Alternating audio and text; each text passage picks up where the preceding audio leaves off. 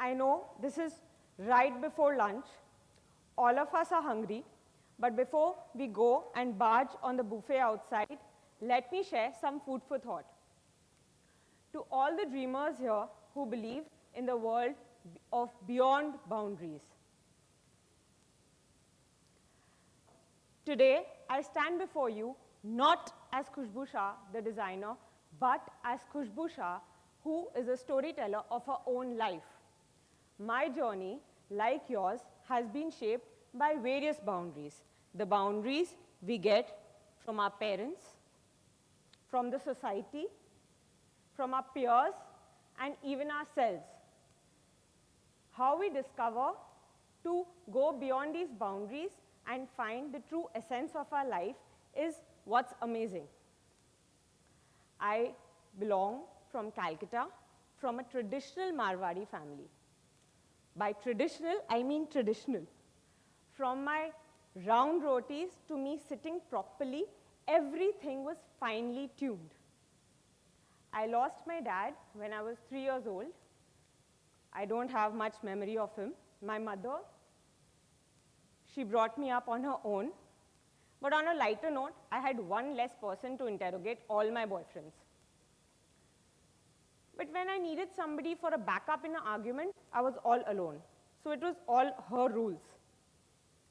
Parents think the best for us, or at least they think they do. As a twin parent myself, I get various silly requests. Can I have noodles for dinner every night? Can I skip school and go and play cricket? And of course I say no. No, you can't. But many times, I sit back and wonder, what if I cannot differentiate between a genuine request and a silly request? What if he is the next Virat Kohli and have always pushed him towards chemistry? Parents think the best for us, or at least they think they do. But they want to protect us from a world from their perception. But the world is constantly evolving.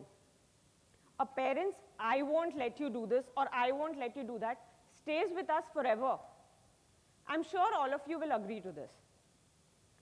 When I was growing up, I was told to focus more on the outside than on the inside.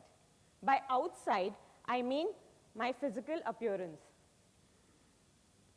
I am a little dusky, so I was hoarding fairness creams, I was putting paste just to become more fair. It took a long gap for me to focus on what I think rather than what I look. And in this journey, I met my husband, who is a Gujarati, and convinced my Marwari mother to allow me to get married to a Gujarati boy.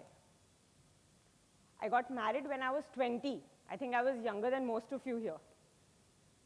I know you're astonished, but my marriage was not an obstacle. Rather, it helped put all my goals on steroids. I completed my design course along with graduation and started my studio. So to sum it up for you, by 21, I was a graduate, I was married, I was a qualified interior designer, and I had started my own firm. 14 years later, many times I wonder, what if I cannot identify whether it's a Virat or a Ronaldo? So I take a step back and decide, what should I do to uplift the skill, and accordingly take my steps ahead. The time has been evolving. Our parents have seen a generation and we are seeing another. There is a generation gap. For my mother's generation, she'll be very happy if I make a biryani rather than the entire kitchen space. But we need to take a step back and self-judge from our instinct that what we need to do. Now let's move ahead to society. When I entered work, the well-meaning society told me that I'll not be able to do much in the business world as an interior designer. The rebel that I was becoming slowly, I led by example. I wanted to show them I could walk the talk. I can do whatever I feel like. Societal boundaries are those, like those aunties which poke their noses wherever it's not required. I see many women in the crowd behind, and the moment you finish your education, the Indian society still tells us to get married. So it's like you're the top student one day, and next day you're marriage material. You have to get married. But education is not something which just makes us eligible for matrimony. Education puts many opportunity ahead of us. It's for your own growth, your own knowledge, your own empowerment. Even for the men here, the moment you go out of college, you have to succeed. You have to have a successful career. Why? Why is there a timeline? Why can't you set that timeline on your own? Why are we dependent on the society for that? But we are. It's on us, all of us here present, that we break these societal boundaries and move ahead in life.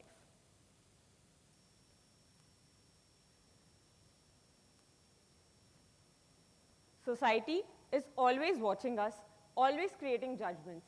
And once we take a judgment on our own that we'll not let it bother us, we can go ahead in life. As moving ahead, I met my peers who were telling me that I will not be able to work with high heels in an under construction site.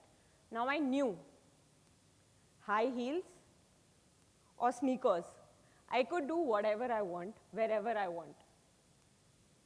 They said that carpenters and painters will not be able to accept a boss woman. They'll not listen to you properly. You'll not be able to put your point across. But I knew that I could, because I knew how to bully my husband. I was dominating my friends already. I had the knack of it. But peer pressure doesn't come only for work. You're constantly judged when you're a working mother. From the playroom to the boardroom, there are a lot of things you need to balance. If I had a rupee for every time a person told me, you can't do the nursery and the office both, you have to choose one, I think I would have enough money to have another business of my own.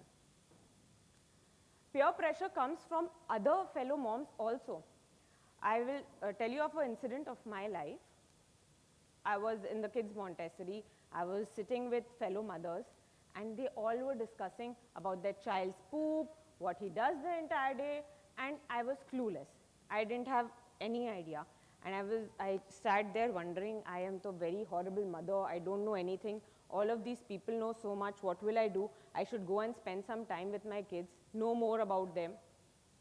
At that time only, the universe sent me another fellow mom who told me how much she inspired to be a mompreneur. Mompreneur is a word used for working mothers who have their own business. And I said, you should. And she said it was a dream. I didn't even realize that I was inspiring so many people around. I'll give an example of a friend for the name of secrecy in my life. Let's call her friend 1. She was an excellent student, super talented, got a job in a nice multinational, but stopped working 2-3 years after marriage. Why? Because the in-laws don't like it. Now these in-laws had not even seen the hard work that she had already put in. But because they don't like it, she stopped working. Today also, after so many years, when I tell her, okay, start something of your own, do something, she doesn't want the chaos at home. It's very good to be a peace lover, but at what cost? Self-care is very important. You can't make others happy with an empty cup. You have to make yourself happy. Was I like this from the beginning? No. Was it easy? No. Did I have the all? No. But what was the biggest battle? I think myself, my inner thoughts, my awes, my inner voices. I kept thinking, I'll do this wrong, I'll do that wrong. Now boundaries comes in all shapes and sizes. It's those no entry signs in your head which keep telling you, you can't do this, you can't do that, you'll not be able to achieve your goal. But it's that time that you need to stand and tell yourself you can do whatever you want. As an entrepreneur, as a twin mom, and someone who specializes in the art of boundary breaking, I assure you, any of you here can do whatever they want. My elder brother, who's brought me up like his daughter, He's been my idol, mentor, and guide since my birth. In 1970s, he decided that he wants to shift from a lawyer to a businessman. I'm sure all of you understand, from a professional to a business person, it's a huge jump. But he decided he'll do it. And nor did he just do it, he was a huge success. He's a huge motivation to many people in Calcutta. And I totally think because I could get a person like him in my life, I owe my success to him. And that's how I moved ahead. You have to practice the art of self-belief. Because self-belief is what inspires you.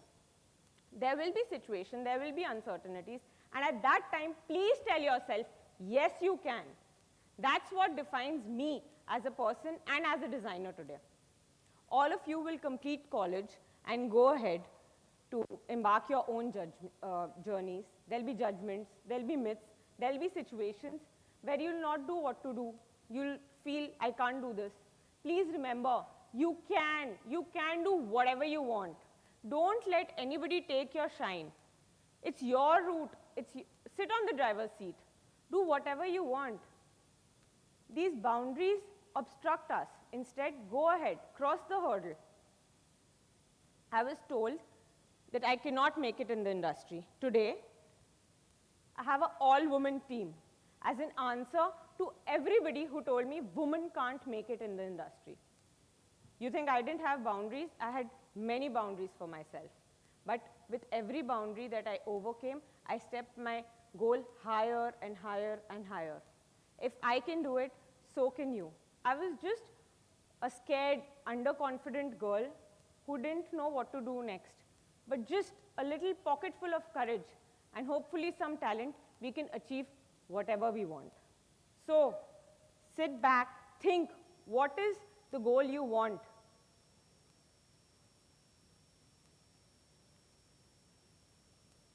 What is your no entry?